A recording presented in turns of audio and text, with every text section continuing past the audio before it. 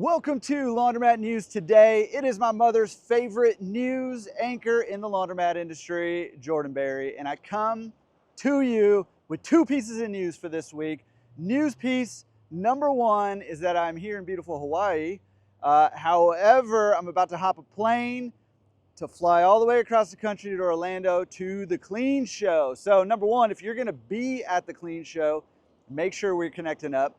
Number two, if you're not gonna be at the Clean Show, make sure you are subscribed to Laundromat Resource YouTube channel and hit that alert bell. We'll be going live over there so that you can meet some of the people that'll be there and see some of the booths and products and services that are available that'll be showcased at the Clean Show this weekend.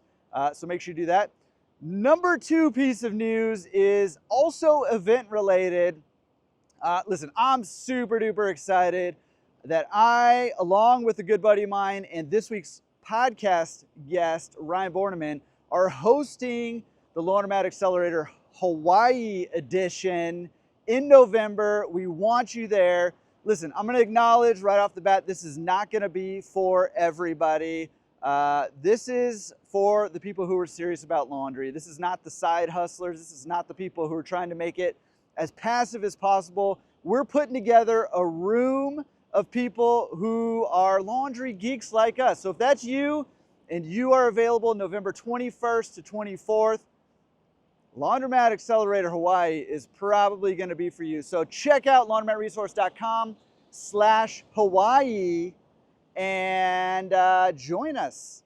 Listen, there's not gonna be a better opportunity than to get a tax deductible trip to Hawaii.